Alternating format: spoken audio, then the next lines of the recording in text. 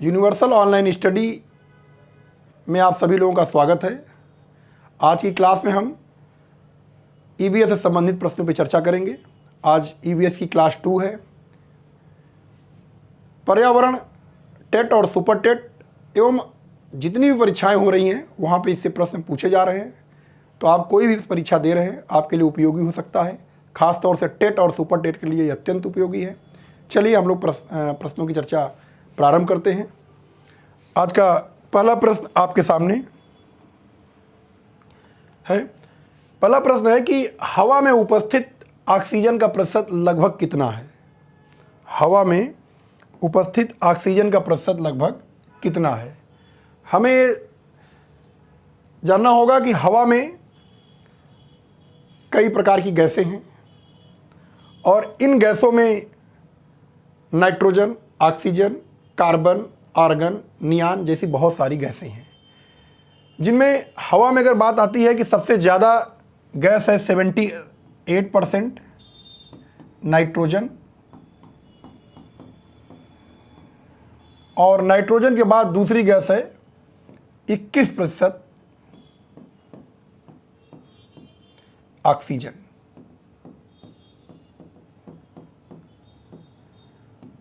हवा में सर्वाधिक दूसरी गैस ऑक्सीजन है और तीसरी सबसे ज़्यादा गैस है वो आर्गन है। आर्गन 0.93%। अगर हम इन तीनों को जोड़ दें तो लगभग 99.9% यही तीनों हैं। लेकिन हमारा जो प्रश्न पूछा गया कि हवा में उपस्थित यानी हवा में जो जितनी भी गैसें हैं उन गैसों में ऑक्सीजन का प्रतिशत लगभग कितना है, तो आपके सामने है 21%। आपका उत्तर है डी। और ये भी ध्यान रखिएगा, नाइट्रोजन की मात्रा, ऑक्सीजन की मात्रा, आर्गन की मात्रा। और एक प्रश्न और पूछा जाता है सामान्यतः ईवीएस में कि कार्बन डाइऑक्साइड की मात्रा कितनी है। तो कार्बन डाइऑक्साइड की मात्रा जो 0.03%। ये कार्बन डाइऑक्साइड है। ये प्रश्न, यही प्रश्न आपसे बार बार पूछा जाता है, कार्बन डाइऑक्साइड। ठीक है, जिसे हम लोग CO2 भी कहते हैं। ये चलिए हम अगले प्रश्न की ओर चलते हैं। अगला प्रश्न आपके सामने है, परम तापक्रम पैमाना कौन सा है। परम तापक्रम पैमाना वह पैमाना होता है जो टेम्परेचर की न्यूनतम एकदम इकाई है जिस ताप से अधिक किसी भी वस्तु को हम और ठंडा नहीं कर सकते। यानी जो हमारे अणु हैं वो इससे अधिक ठंडा नहीं हो सकते।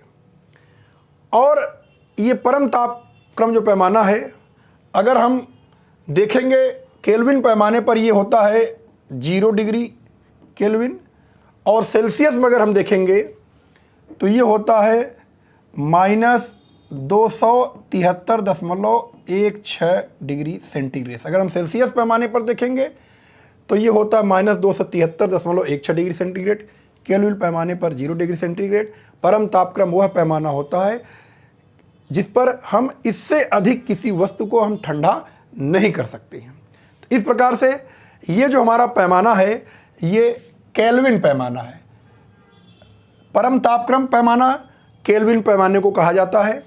और आजकल की परीक्षाओं में ये प्रश्न बहुत ज़्यादा पूछा जा रहा है, जिसको आप लोग ध्यान रखिएगा और इन चीज़ों को भी आप ध्यान रखिएगा कि कहीं कहीं आपको -273.15 भी लिखा रहेगा, तो आप परेशान मत होइएगा, लगभग यही एक ही बात है। अगले प्रश्न की ओर चलते हैं। अगला प्रश्न आपके सामने है, प्रकाश संश्लेषण संपादित होता है। सबसे पहले प्रकाश संश्लेषण में अगर हमको जानना होगा तो हम प्रकाश संश्लेषण में हम पहले ये जानेंगे कि प्रकाश संश्लेषण होता क्या है। हमें पता है सभी हरे पौधे अपना भोजन प्रकाश संश्लेषण क्रिया से बनाते हैं। जब प्रकाश और सूर्य की उपस्थिति में, यानी प्रकाश चाहिए, कार्बन डाइऑक्साइड चाहिए, उष्मा भी चाहिए, तो प्रकाश संश्लेषण क्रिया संपादित होता है। लेकिन यहाँ जो हमारा प्रश्न है कि प्रकाश संश्लेषण संपादित होता है सभी पौधों द्वारा, सभी जंतुओं एवं पौधों द्वारा, सभी हरे पौधों द्वारा, वायरसों द्वारा। देखिए सबसे पहली बात, सभी पौधों द्वारा, सभी पौधों में प्रकाश संश्लेषण नहीं होता। सभी पौधों में सूखे पौधे भी आ सकते हैं, या वो पौधे जिनकी पत्तियां हरी नहीं है या जिसमें पत्तियां नहीं है वो भी पौधों की श्रेणी में आएगा। इस प्रकार से सभी पौधों में प्रकाश संश्लेषण होता है, ये बात गलत है। लेकिन अधिकतर लोग सभी पौधों में उत्तर लगा देते हैं। नहीं, अगर आप सामने विकल्प है तो आप ध्यान रखिएगा, सभी जंतुओं में तो होता नहीं प्रकाश संश्लेषण। उसके बाद है वायरस द्वारा नहीं होता। सही उत्तर इसका है सभी हरे पौधों द्वारा। ध्यान रखना कि प्रकाश संश्लेषण की जो है संपादित होता है वो सभी हरे पौधों द्वारा होता है। हरे जरूर ये ध्यान रखना, ये आपके लिए महत्वपूर्ण है। ठीक है, अगले प्रश्न की ओर चलते हैं। अगला प्रश्न, ध्वनि या ध्वनि प्रदूषण मापा जाता है। प्रदूषण हम लोग जानते हैं हर तरह के होते हैं। आवश्यकता से अधिक जो भी हमारे वायुमंडल में विद्यमान होता बढ़ता वो हमारे लिए प्रदूषण है। चाहे वो कार्बन डाइऑक्साइड ही एक सामान्य जो सीमा है, अगर उससे अधिक कार्बन डाइऑक्साइड ही बढ़ता तो भी प्रदूषण होता है। अगर हमारे हवाओं में अगर किसी भी गैस की मात्रा अतिरिक्त हो जाती है तो भी प्रदूषण माना जाता है। मिट्टी प्रदूषण होता है, जल प्रदूषण होता है, वायु प्रदूषण होता है।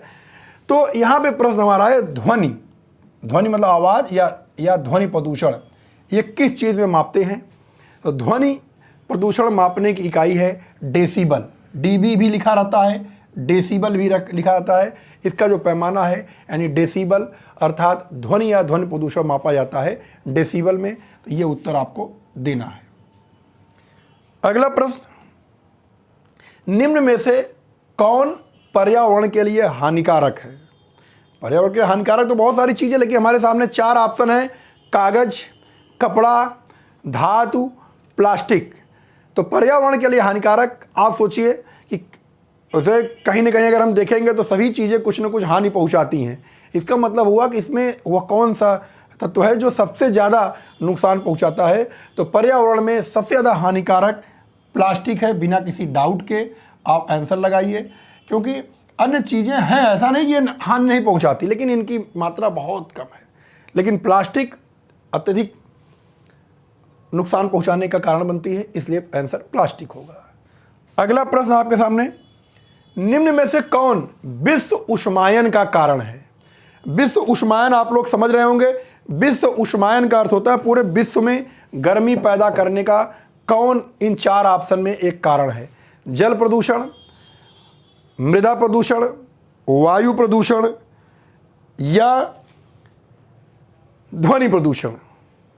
तो इसको हम जान लें कि विश्व उष्मायन का सबसे बड़ा कारण होता हमारा जो है, देखिए जल प्रदूषण होगा।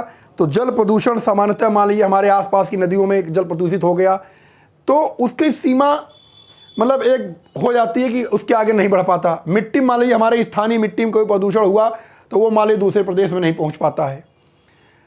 ध्वनि प्रदूषण मान लीजिए यहाँ पे बहुत आवाज़ हो रही है तो इसका एक सीमा एक निर्धारित है, अर्थात जल प्रदूषण की भी सीमा निर्धारित है और मृदा प्रदूषण की सीमा निर्धारित है, ध्वनि प्रदूषण की भी सीमा निर्धारित है। लेकिन वायु प्रदूषण, जो हमारे वायुमंडल में कोई प्रदूषण होता है तो उसकी सीमा नहीं, ये पूरे पृथ्वी को प्रदूषित कर सकता है। अब ये मात्रा पे डिपेंड है, क्योंकि इसकी कोई बाउंड्री लाइन नहीं है, इसको हम रोक नहीं सकते।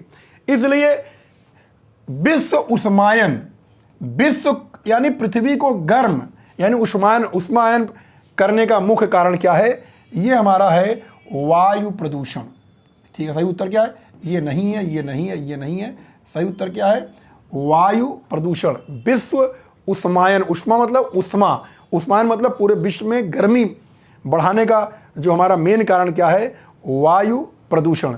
आप जानते हो हमारे वायुमंडल में जब भी कार्बन डाइऑक्साइड की मात्रा बढ़ जाती है तो क्या होता है? कार्बन डाइऑक्साइड उष्मा को अवशोषित करता है। जैसे ही सामान्य मात्रा से कार्बन डाइऑक्साइड की मात्रा वायुमंडल में बढ़ती जाती है तो विश्व उष्मायन शुरू होता है।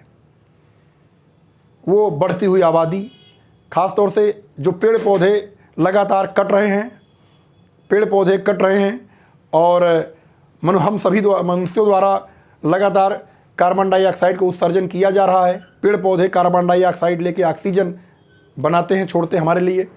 लेकिन अब ऐसी स्थिति नहीं उत्पन्न हो पा रही है, तो धीरे धीरे कार्बन डाइऑक्साइड की मात्रा वायुमंडल में बढ़ती जा रही है, इसलिए वायु प्रदूषण जो है विश्व उष्मायन का बड़ा कारण है। ध्यान रखिएगा। एक प्रश्न से कई प्रश्न, देखिए आप लोग जब भी आप किसी प्रश्न को रटने का प्रयास न करिए, प्रश्न को समझिए।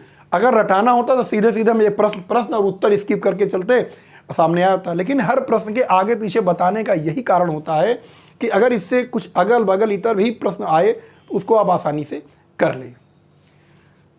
अगला प्रश्न,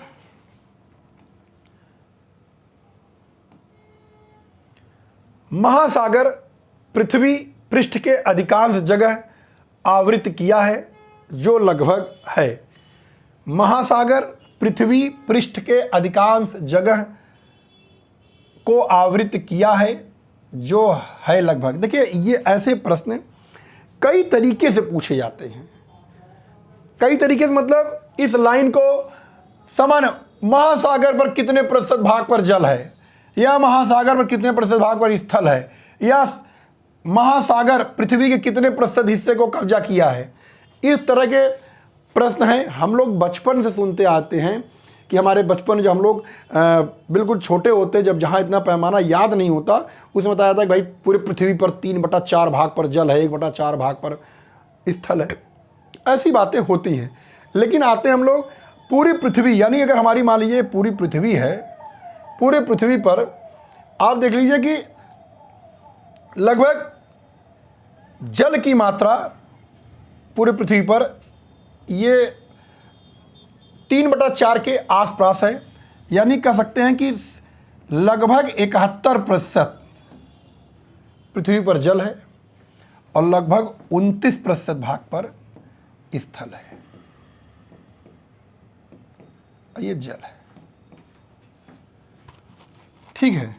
तो लगभग 71% भाग पर जल है, और 71 भी 70 समथिंग हमने एक सामान्य बताया, 71% भाग पर जल और 29% भाग पर स्थल है। तो इस प्रकार से आप देख सकते हैं 3/4, 1/2, 1/4 और 1/3।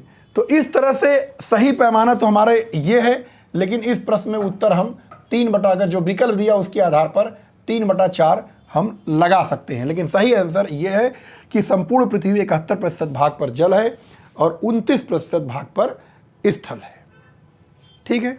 इसी 29% भाग पे सारे पर्वत हैं, पठार हैं, मैदान है, महाद्वीप है, सारी चीज़ें हैं। अगले प्रश्न की ओर चलते हैं। स्टेलेक्टाइट एवं स्टेलेग्माइट में निक्षेपण होता है। स्टेलेक्टाइट एवं स्टेलेग्माइट में निक्षेपण होता है। सिलिका का, मैग्नीशियम का, कार्बोनेट का,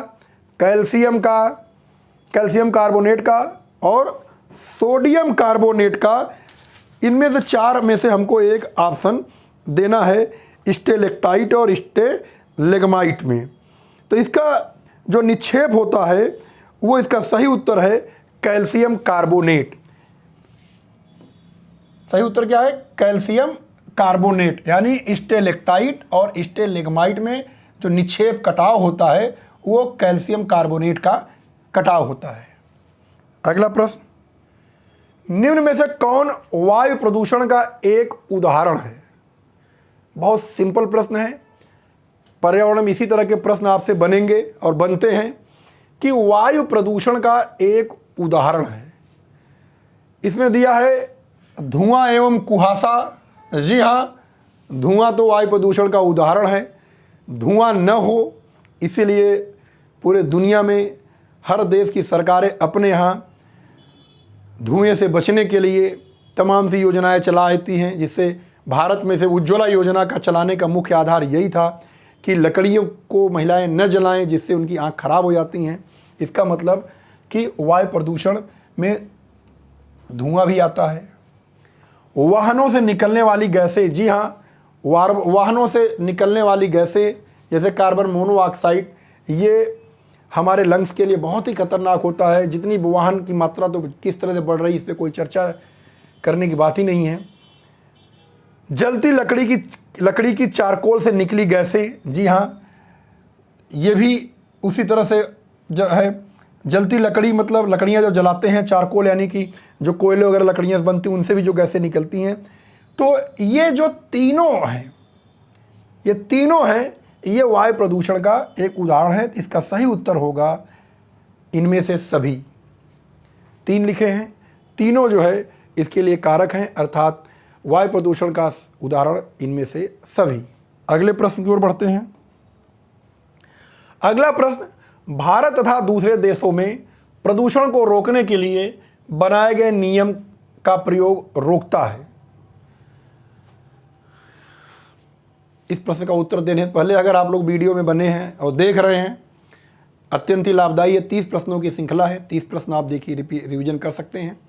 अगर ये वीडियो अच्छा लग रहा हो, जो लोग चैनल पे अभी नए हैं, सब्सक्राइब नहीं किए हैं, वो लोग चैनल को सब्सक्राइब कर लें, जिससे आपको नोटिफिकेशन भी मिलती रहे और साथ साथ हमारा भी उत्साह बढ़ता रहे कि हमारा परिवार बढ़ रहा है तेज़ी से।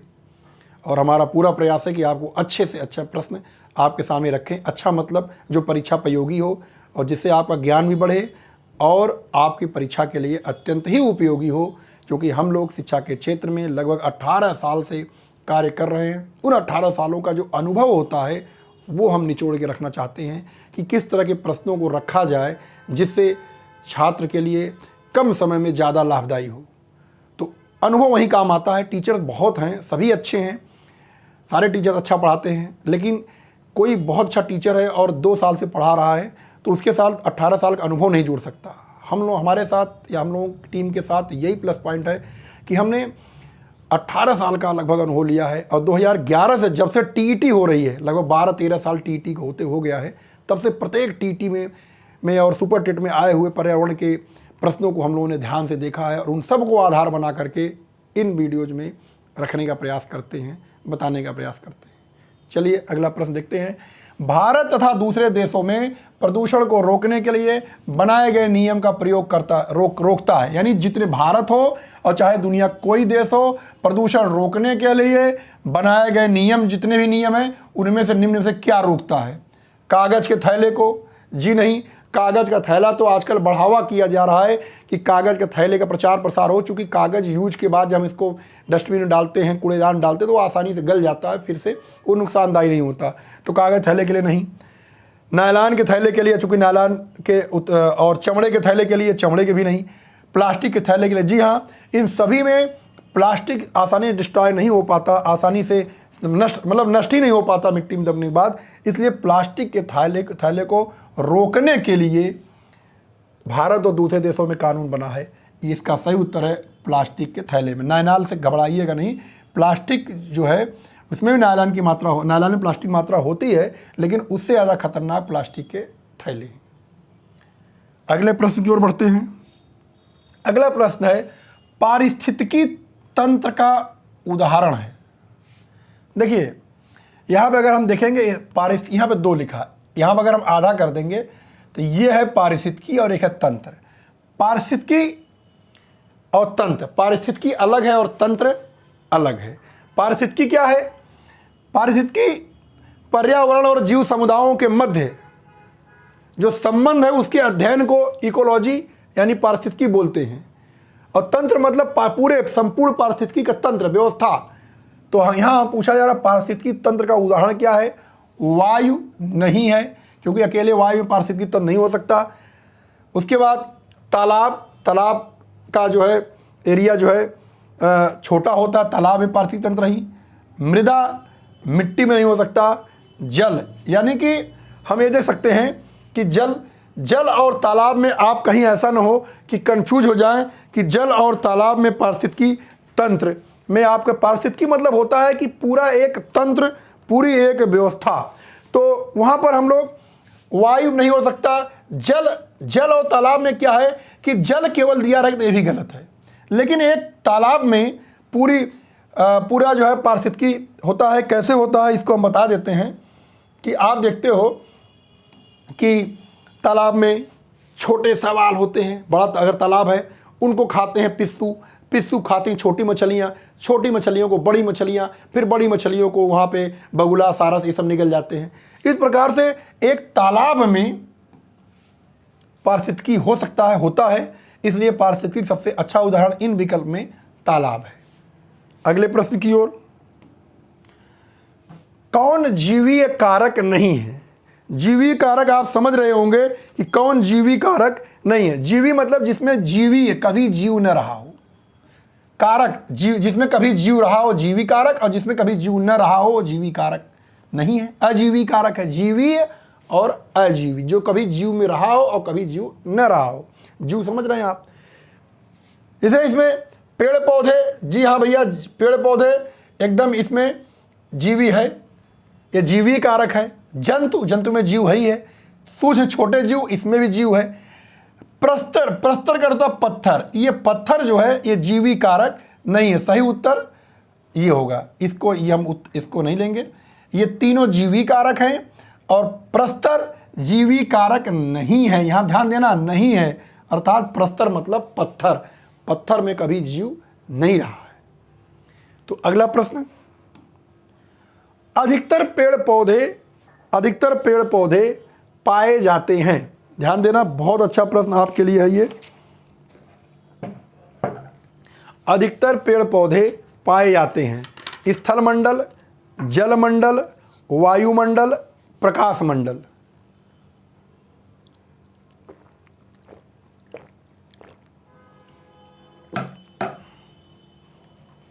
देखिए, हल्का ध्यान दे ले हम लोग, तो ये प्रश्न या इस प्रश्न से जुड़ा हुआ कोई प्रश्न कभी गलत नहीं होगा। जैसे हमारी पृथ्वी है, हमारे पृथ्वी से एक निश्चित दूरी पर जहाँ तक गुरुत्वाकर्षण बल लगता है, ये हमारा होता है, ये हमारा हो गया, ये हमारी पृथ्वी हो गए, और हमारी पृथ्वी से गुरुत्वाकर्षण बल कारण ये हमारा पूरा हो गया यहाँ तक वायुमंडल।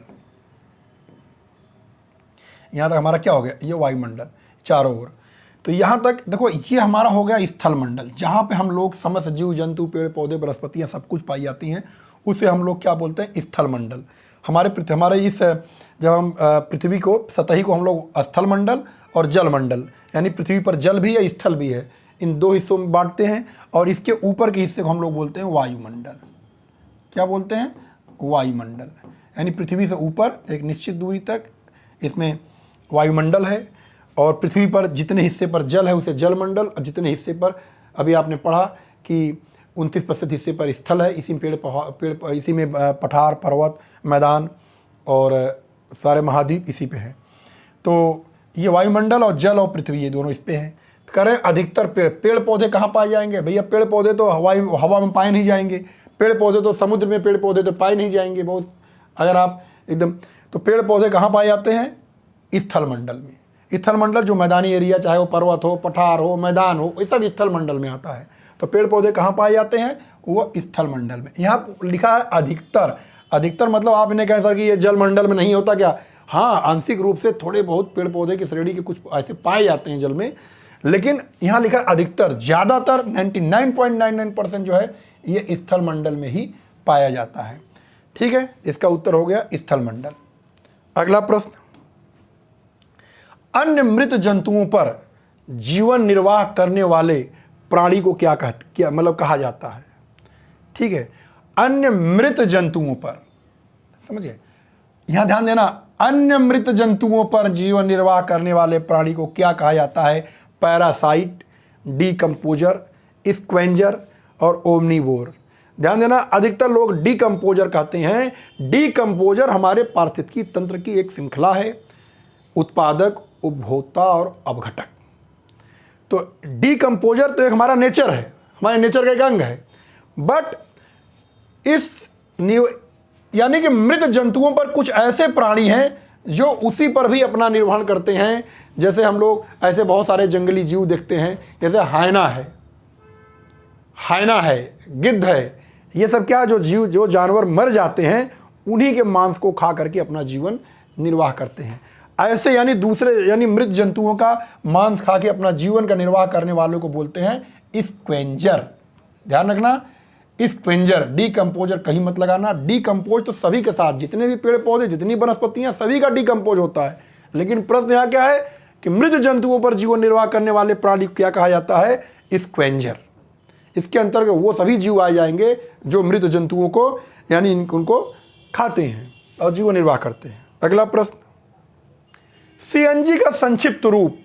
अब सभी के घरों में या सभी लोग सीएनजी गैस से परिचित हैं, हमेशा पढ़ाया जाता है। सी से कंप्रेस्ड, एन से नेचुरल, जी से गैस। तो कंप्रेस्ड नेचुरल गैस जहाँ पे ऑप्शन हो सीधे लगा दो, इसमें कोई बट नहीं करना है। यानी कि सीएनजी का संक्षिप्त रूप है, सीएनजी संक्षिप्त रूप है, यानी सीएनजी किसका संक्षिप्त रूप है, अर्थात सीएनजी का फुल नेम क्या होगा, कंप्रेस्ड नेचुरल गैस। इसमें कोई भी ज़्यादा दिमाग नहीं लगाना है। अगला प्रश्न, वातावरण में अत्यधिक हानिकारक सल्फर मिश्रित है।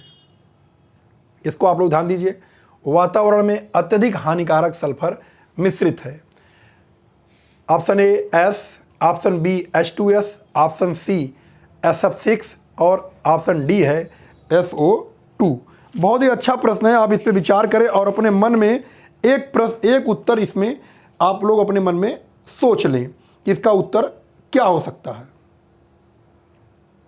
हम लोग जानते हैं कि जो हमारा SO2 गैस होती है, ये विभिन्न स्रोतों से उत्सर्जित होकर के वायुमंडल में नमी सोखने का कार्य करने लगती है, और जब ये SO2 गैस नमी को सोखने लगती है तो सल्फ्यूरिक अम्ल का निर्माण कर लेती है, और यही सल्फ्यूरिक अम्ल वर्षा के बूंद के साथ मिलकर के हमारे पृथ्वी पर अम्ल वर्षा के रूप में होती है। समझ गए? तो ये जो है ये जो हमारा SO2 है, ये सही उत्तर इसका है। ये हमारे वातावरण में नमी को रोकती है, और नमी को रोकने के बाद यही फिर वर्षा करती है, जिसे हम लोग अम्ल वर्षा करते हैं। कहते हैं वातावरण में अत्यधिक हानिकारक सल्फर मिश्रित क्या हो गया, SO2, और यही SO2 आगे रिएक्शन करके यानी सल्फ्यूरिक अम्ल बनाती है, जिसको कहते हैं H2SO4। तो ध्यान रखना, यही सल्फ्यूरिक अम्ल H2SO4 के रूप में होती है, और जो अम्ल वर्षा के रूप में पृथ्वी पर आती है और अत्यधिक हानि पहुंचाती है। हम लोग इसे बोलते हैं सल्फ्यूरिक, इसे क्रैकिंग गैस भी बोलते हैं। जो देखते हैं कि हमारे उत्तर प्रदेश के ताजमहल में उसकी जो चमक में हल्का हल्की कमी जो आ रही है, कारण यही है कि हमारे आगरा के बगल में मथुरा रिफाइनरी है, उससे वातावरण में SO2 जो है उत्सर्जित होता है, वो वातावरण में रिएक्शन करके सल्फ्यूरिक अम्ल के रूप में, अम्ल वर्षा के रूप में हमारे वहाँ पे गिरता है। तो जो पत्थर होते हैं उसमें कटाव होता है, इसे हम लोग क्रैकिंग गैस भी बोलते हैं, क्रैकिंग गैस भी बोलते हैं। ठीक है, तो ये हमारा है, यानी वातावरण अत्यधिक हानिकारक सल्फर मिश्रित, जिसमें सल्फर मिला हो उसे हम लोग बोलते हैं SO2। ठीक है, अगला प्रश्न चलते हैं। वायु प्रदूषण को कम किया जा सकता है। कम करने के बहुत सारे तरीके हैं, वायु प्रदूषण में तो अनंत कारण हैं, लेकिन दिए गए ऑप्शन में हम वायु प्रदूषण को रोकने के लिए निम्न में से वह कौन से अच्छे कारण हैं, यानी कि हम जिसको रोक सकते हैं, अगर इसको वायु प्रदूषण को कम कर सकते हैं वृक्षों के द्वारा। अगर हम ज़्यादातर वृक्षों को लगाएं तो क्या वायु प्रदूषण रुक सकता है? मछलियों द्वारा, जंतुओं द्वारा, सूर्य के प्रकाश द्वारा। तो वायु प्रदूषण इनमें से देखो, अगर हम ज़्यादा मछली पालन करेंगे तो वायु प्रदूषण को कम नहीं किया सकता, ज़्यादा जंतु पालन करेंगे नहीं हो सकता, सूर्य के प्रकाश द्वारा बिल्कुल नहीं हो सकता। हम ज़्यादा से ज़्यादा वृक्षों को लगा करके ही वायु प्रदूषण को कम कर सकते हैं। देखिए, वायु प्रदूषण की अगर जब बात आए, वृक्ष की बात आई, देखिए वृक्ष सड़कों के किनारे या सड़कों के मध्य में, पहले तो सिंगल रोड सड़कें होती थी, देखो उनके किनारे पेड़ पौधे लगाए जाते थे। अब तो 4 लेन के बीच में पेड़ पौधे लगाए जाते हैं। ये मुख्यतः ध्वनि प्रदूषण को कम करते हैं। सड़कों के जब उधर से यानी विपरीत दिशा से आने वाली जो गाड़ियाँ होती, उनकी जो आवाज़ है वो कम हो जाती है, और साथ साथ एक फ़ायदा और मिल जाता है, उधर की लाइट नहीं आती। तो सड़कों के किनारे जो पौधों को लगाते हैं, इस प्रक्रिया को पर्यावरण भाषा में ग्रीन मफलर भी बोला जाता है। पूछा जाता है कि ग्रीन मफलर क्या है? ग्रीन मफलर सड़कों के किनारे जो हम लोग वृक्ष को लगा करके ध्वनि प्रदूषण को रोकते हैं, इस प्रक्रिया को ग्रीन मफलर भी बोलते हैं। और यहाँ पे और सरल भाषा में प्रश्न है, वायु प्रदूषण को कम किया जा सकता है वृक्षों द्वारा। अगर वृक्ष हम लगाएंगे तो वायु प्रदूषण कम हो सकता है। अगला प्रश्न, विश्व पर्यावरण दिवस कब मनाया जाता है? देखिए, विश्व पर्यावरण दिवस यानी पर्यावरण दिवस तो हम जानते हैं कि दिवस से क्या होता है कि पूरी दुनिया में ये एक चेतना का प्रतीक होता है। कोई भी दिवस जिससे संबंधित होगा उसके लिए एक चेतना का प्रतीक होता है, ताकि व्यक्ति उसको हमेशा याद रखे। देखिए, स्वतंत्रता दिवस, गणतंत्र दिवस हम लोग मनाते हैं। स्वतंत्रता 15 अगस्त 1947 देश आज़ाद हो गया। अगर उसके बाद अगर ये दिवस हम न मनाते तो हमारे आने वाली पीढ़ियाँ या हम लोगों के बीच स्वतंत्रता की बातें कैसे आती। खास तौर से उस दिन हम पिछली जो उस घटनाएं हुई थी, जो हमारे आज़ादी के लिए जो आंदोलन चला था, उनसे संबंधित बातों को हमारे बीच हमारे सीनियर्स द्वारा लाया जाता है। इसीलिए दिवस यानी अब कम से कम 5 जून के दिन यानी विश्व पर्यावरण दिवस सीधे सीधे आते हैं 5 जून को मनाया जाता है। अब 5 जून के दिन पूरी दुनिया में 5 जून को पेड़ पौधों को लगाना, पेड़ पौधों से संबंधित काम करना, विद्यालयों में या स्कूल्स में बच्चों को बताना कि पर्यावरण दिवस क्या है, क्यों ऐसा किया जाता है, यानी ज़्यादा से ज़्यादा पर्यावरण को बढ़ावा देना, पेड़ पौधों को लगाना। और इससे जुड़ी हुई बात आप जान लीजिए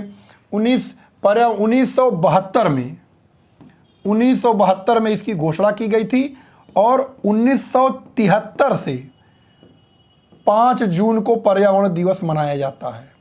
कब से? 72 में घोषणा हुई थी पर्यावरण दिवस की और 1973 से प्रत्येक वर्ष 5 जून को विश्व पर्यावरण दिवस मनाया जाता है। ये ध्यान रखिएगा, ये प्रश्न आपके लिए दोनों नया हो सकते हैं, घोषणा कब हुई पर्यावरण दिवस की और कब से मनाया जा रहा है। अगला प्रश्न आपके सामने, सूर्य के हानिकारक किरणों से पृथ्वी को कौन सा स्तर सुरक्षित करता है?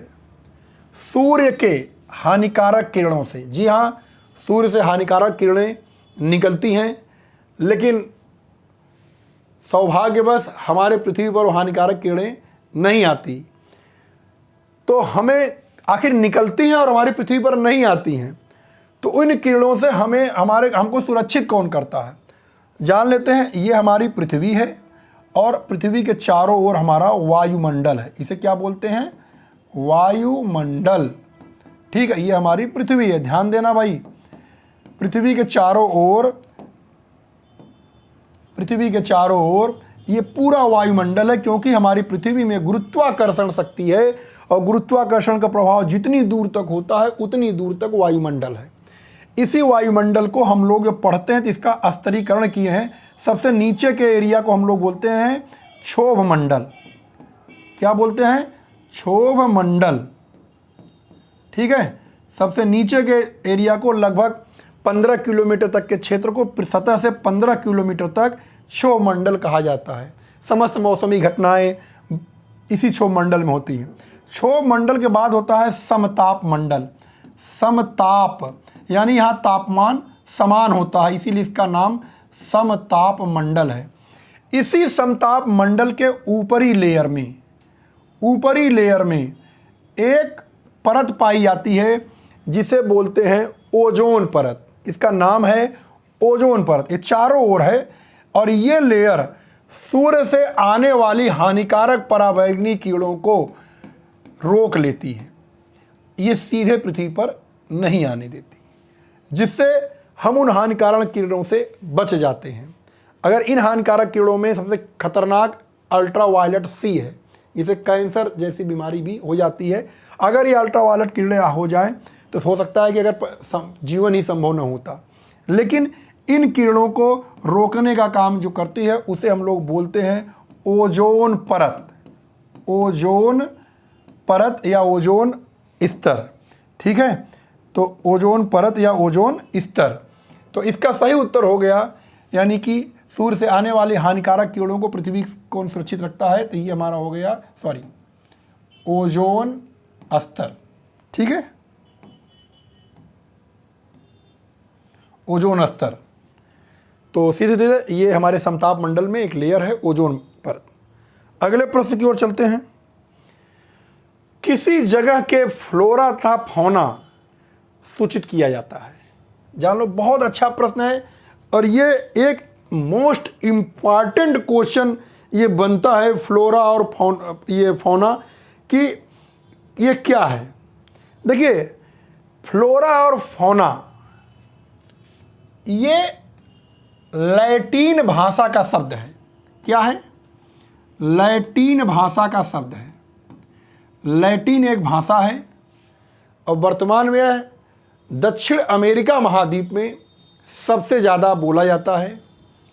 कहते हैं कि सबसे ज़्यादा लैटिन भाषी दक्षिण अमेरिका महाद्वीप में है, इसलिए दक्षिण अमेरिका का एक उपनाम भी है लैटिन अमेरिका। तो लैटिन भाषा का शब्द है फ्लोरा और फौना। फ्लोरा का अर्थ होता है पेड़ पौधे, पेड़ पौधे, ठीक है। और फौना का अर्थ होता है जंतु, ठीक है। तो फ्लोरा और फौना किसी सूत्र कहते हैं पेड़ पौधों और जंतुओं को। तो हमको आगे देखना नहीं, हमारा उत्तर सही हो गया पेड़ पौधे। ये लैटिन भाषा का शब्द है और लैटिन भाषा में पेड़ पौधों को फ्लोरा और फौना यानी जंतुओं कहते हैं। तो इनमें से किसको सूचित करता है? पेड़ पौधों और जंतुओं को। अगला प्रश्न, विश्व उष्मायन के लिए कौन एक कारक है? एक प्रश्न इस तरह का और आ चुका है, फिर भी जान लीजिए। विश्व उष्मायन, वही बात, पूरे विश्व को अधिक गर्म करने का इनमें से कौन सबसे बड़ा कारक है? वाहनों से निकलती गैसें। दोस्त सभी उष्मायन के कारक हैं, लेकिन इसमें देखना है कि कौन सबसे ज़्यादा प्रभावी है। वाहनों से निकली गैसें, पेड़ पौधों से निकली गैसें, भट्ठियों से निकली गर्म हवा या रसोई गैस। तो इसके लिए हमको ध्यान देना होगा कि विश्व उष्मायन के लिए इन तीनों में से, इन चारों में से अगर हम बात करें तो पेड़ पौधों से निकली गैसें नहीं हैं, भट्टियों से निकली गर्म हवा ये भी एक सीमा तक है, रसोई गैस भी एक सीमा तक है, लेकिन वाहनों से निकली गैसें ये इन चारों विकल्प में सबसे ज़्यादा यानी सबसे बड़ा कारक है। क्योंकि हर जगह पूरी दुनिया में वाहनों की भरमार है, हर व्यक्ति के पास एक से अधिक वाहन है, उसमें जो पेट्रोलियम ईंधन जलता है तो उससे जो गैसें निकलती हैं वो हमारे पृथ्वी में, हमारे पूरे वायुमंडल को और गर्म करने का काम कर रही हैं। तो विश्व उष्मायन का ये भी एक कारण है, वाहनों से निकली हुई गैसें। अगला प्रश्न, धातुमय प्रस्तर किसे कहा जाता है? धातुमय यानी जिसमें धातु हो, और प्रस्तर यानी प्रस्तर मतलब पत्थर की तरह हो। समझ, धातुमय प्रस्तर किसे कहा जाता है? तो बिटुमिन जी नहीं, बॉक्साइट जी नहीं, मेटालाइट नहीं, अयस्क। धातुमय प्रस्तर, सीधे सीधे उसका उत्तर जानिए, धातुमय प्रस्तर अयस्क को कहा जाता है। ठीक है, अगला प्रश्न हम चलते हैं अगले प्रश्न पे। पेड़ पौधे प्रदूषण को घटाते हैं, पेड़ पौधे प्रदूषण को घटाते हैं क्योंकि वे अवशोषण करते हैं। पेड़ पौधे कहते हैं ना, पेड़ पौधे प्रदूषण घटाते हैं। कैसे घटाते हैं?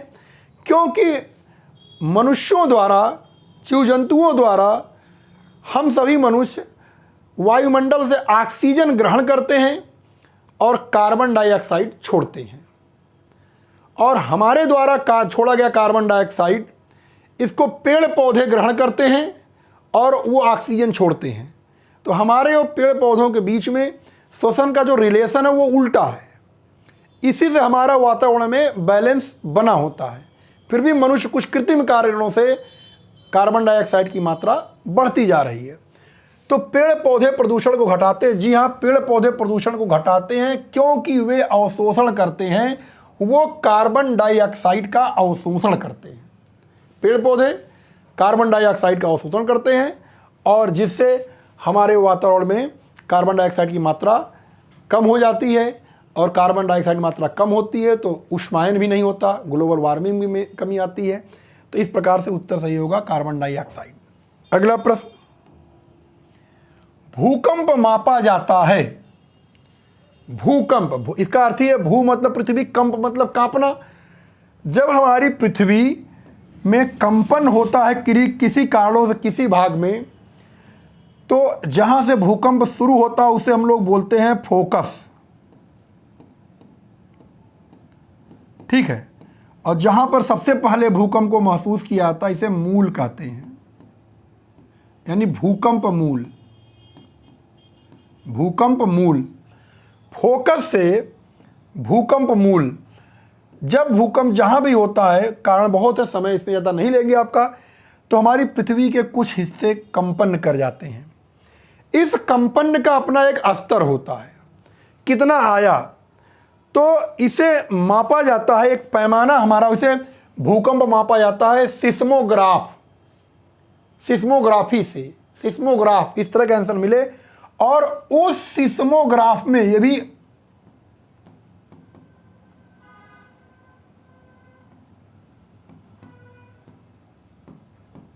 सिस्मोग्राफ, इसी सिस्मोग्राफ एक यंत्र है जो जिसे हम लोग भूकंप मापी यंत्र बोलते हैं। लेकिन इसी सिस्मोग्राफ में एक पैमाना लगा होता है, रिएक्टर पैमाना।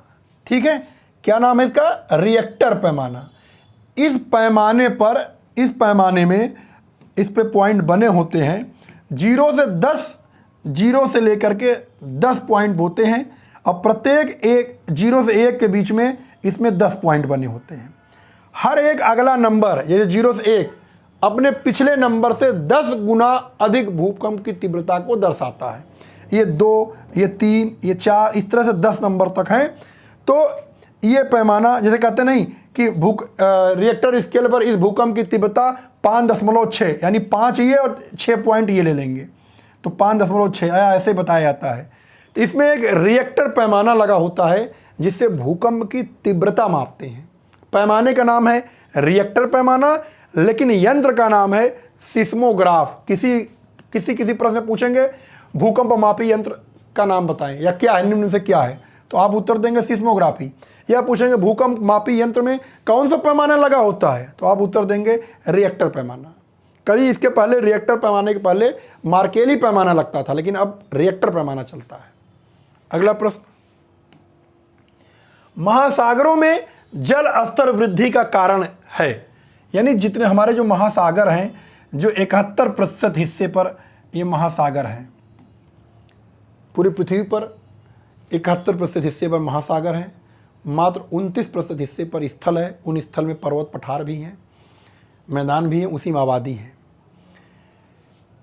लेकिन धीरे धीरे जो महासागर का जल है वो बढ़ रहा है, क्योंकि हमारी पृथ्वी पर जल का कुछ हिस्सा वो बर्फ़ के रूप में ध्रुवों पर है। अगर वो सभी बर्फ़ पिघल जाएंगे तो जल स्तर में वृद्धि हो जाएगी, और जब जल बढ़ेगा तो वो स्थल को ही तो कम करेगा।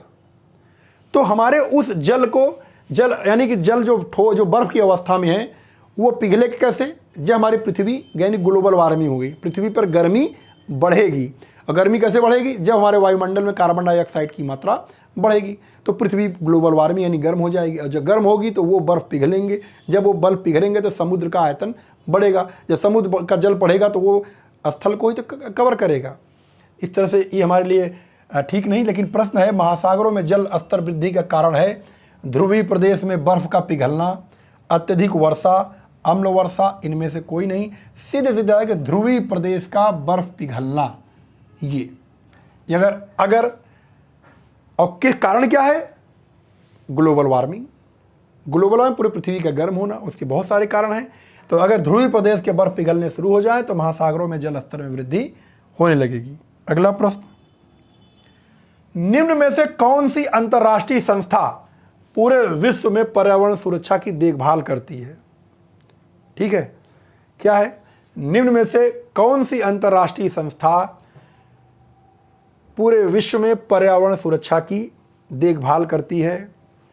इसमें WWF है, WHO है, पेटा है और UN है। ठीक है, देखिए WWF, पेटा, UN, ये तीनों पर्यावरण सुरक्षा की देखभाल करती है। WWF भी है, सॉरी थोड़ा सा संशोधन करना था, WWF भी और पेटा और UN भी। WHO को छोड़ के, WHO हेल्थ ऑर्गेनाइजेशन है, बाकी WWF वर्ल्ड वाइल्ड फंड यानी विश्व वन्यजीव कोष। इस तरह से ये तीनों संगठन पर्यावरण सुरक्षा की देखभाल करती है। और हम बताना चाहेंगे कि 1961 में WWF की स्थापना हुई थी और ज्वाइंट पांडा को इसका प्रतीक बनाया गया था। इसका ज्वाइंट पांडा, ज्वाइंट पांडा, और 1961 में इसका निर्माण किया गया। तो ज़्यादा अगर हम बात करेंगे तो WWF को हम अगर एक विकल्प चुनना है तो WWF को सही उत्तर मानते हैं, लेकिन आपकी जानकारी के लिए पेटा और UN भी, ये भी पर्यावरण की सुरक्षा की देखभाल करने के लिए ये दोनों भी संस्था है और WWF भी तो एक संस्था है। अगला प्रश्न, कीटनाशियों के अत्यधिक इस्तेमाल से, अगर हम कीटनाशियों का अत्यधिक इस्तेमाल करते हैं अपने खेतों में, खरपतवार को नष्ट करें या जो कीट ऐसे लग जाते हैं जो हमारे फसलों को नुकसान पहुंचाते हैं, उनके लिए विभिन्न प्रकार की दवाओं का हम प्रयोग करते हैं। अगर हम अत्यधिक बार बार इन दवाओं का प्रयोग करेंगे तो इनमें से क्या समस्या आ सकती है? वायु प्रदूषण, ध्वनि प्रदूषण, जल प्रदूषण, बहुत कॉमन की बात है, इसको आप लोगों को थोड़ा ध्यान देना होगा। अगर हम कीटनाशी का प्रयोग करेंगे अपने खेतों में तो इनमें से कौन सा प्रदूषण हो सकता है? देखो, कीटनाशी का प्रयोग हम करेंगे तो वायु प्रदूषण तो होगा नहीं, क्योंकि हम खेतों में छिड़काव करते हैं, पेड़ पौधों में छिड़काव करते हैं, अंततः वो तो हमारी मिट्टी में मिलता है ना। ध्वनि, आवाज़ में भी कोई फर्क नहीं। जो हमारा जल प्रदूषण होता है, जब हम खेतों में पानी की सिंचाई करते हैं तो वो जो प्रदूषित जो कीटनाशक दवाइयाँ वो हर जगह फैल जाती हैं और हमारी मिट्टी को वो प्रदूषित भी करती हैं। अगर कुछ लाभ पहुँचाती है तो हमारे मिट्टी को वो प्रदूषित करती हैं, जिससे हमारी उपजाऊ शक्ति कम होती है। तो इस तरह से जल प्रदूषण यानी कि कीटनाशियों का अत्यधिक इस्तेमाल से जल प्रदूषण। अब मान लीजिए वर्षा हुई, वर्षा के बाद हमारे खेतों का पानी, जो हमारी मिट्टी प्रदूषित है, उससे पानी बह करके हमारे झीलों में, हमारे तालाब में, हमारे नदियों में गया, तो ये प्रदूषित पानी अन्य जीव जंतुओं के लिए हानिकारक हो जाती है। तो इस तरह जल प्रदूषण। अगला प्रश्न, लवण जो जल का अवशोषण करता है, सीधे से इसका उत्तर आपको देना। बहुत ही अच्छा प्रश्न है।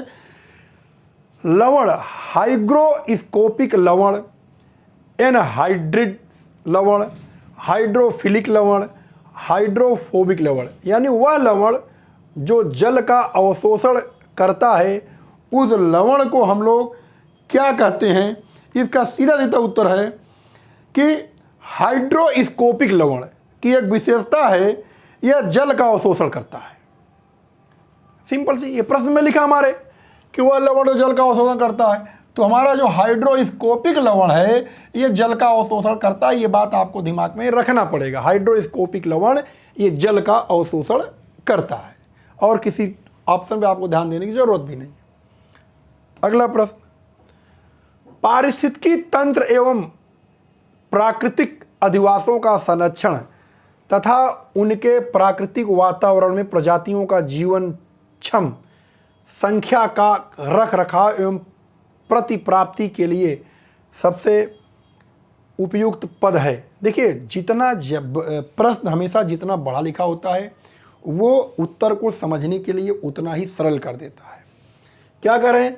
पारिस्थितिकी तंत्र एवं प्राकृतिक अधिवास। अधिवास मतलब हमारे पारिस्थितिकी तंत्र में जो भी चीज़ें हैं, जो जीव जंतु हैं, जो वनस्पतियां हैं, उनके वो जहाँ रहते हैं, अधिवासों का यानी जहाँ रहते हैं उनका संरक्षण यानी उसको कैसे सुरक्षित किया जाए, उनके प्राकृतिक वातावरण में प्रजातियों का जीवन क्षम संख्या यानी कि उनकी संख्या में कैसे वृद्धि हो, रख रखाव हो, उसके लिए हम यानी वनस्पतियाँ, जीव जंतु, किसी जंगल हो कोई हो, वहाँ पे पेड़ पौधे वनस्पतियाँ और अधिक मात्रा में, वहाँ पे जीव जंतु और अधिक मात्रा में बने रहें, उनमें कोई कमी ना हो, यानी पर्यावरण संतुलन बना रहे। तो उसके लिए हम लोग इनमें से क्या कर सकते हैं? इसमें से सबसे महत्वपूर्ण यानी स्वस्थानीय संरक्षण, यानी कि वो जीव जंतु जहाँ पर हैं, जिन जगहों पे जिस वातावरण में रह रहे हैं, उस स्थान को ही हम ऐसा प्रतिकूल उनके लिए बना दें, ऐसा उनके लिए अनुकूल बना दें कि जिससे वो वहाँ पे और अच्छे रहे। जैसे मान लीजिए कि जहाँ पे जीव जंतु, कोई जंगल है, उसके बगल में कोई फैक्ट्री न लगावें, कोई सड़क न लगावें, कोई ध्वनि प्रदूषण न हो, कोई वायु प्रदूषण न हो, कोई ऐसी कृत्रिम क्रियाविधि न करें कि जहाँ पे वो रहते हैं उन पे नुकसान पहुँचे। तो इसका मतलब स्वस्थान है, वो जहाँ पे रहते हैं उसी को हम संरक्षित कर दें। तो सबसे सही विकल्प स्वस्थाने संरक्षण। अगला प्रश्न, अगला ये प्रश्न और ये आज का अंतिम प्रश्न है। सामुद्रिक कच्छपों को, कच्छप मतलब कछुआ, कच्छपों को जीवंत जीवाश्म कहा जाता है। बिल्कुल सही बात है, क्योंकि वे 150 मिलियन वर्षों से अधिक समय से पृथ्वी पर उपस्थित हैं। कछुए 150 मिलियन वर्षों से अधिक से भी पृथ्वी पर उपस्थित हैं। भारतीय उपमहाद्वीप के ये जलीय भागों में पाए जाते हैं और भारतीय उपमहाद्वीप में पाए जाने 5 प्रजातियों के, यानी कि 5 प्रजातियों के समुद्री कच्छप में सबसे अधिक संख्या कितनी है? तो इसमें ज़्यादा कोई न जान करके जो हमारे भारतीय उपमहाद्वीप में, यानी हमारे भारत और आसपास के जो हमारे उपमहाद्वीप में पाए जाने वाले जो कछुओं के 5 प्रजातियां हैं, उनमें से सबसे अधिक संख्या किसकी है? तो इसमें बिना किसी ऑलिव रिडले, ऑलिव रिडले क्या है? ऑलिव रिडले, यहां भी देख लीजिए ऑलिव रिडले। ऐसे भी ध्यान लीजिए, कभी कभी आता है ऑलिव रिडले क्या है?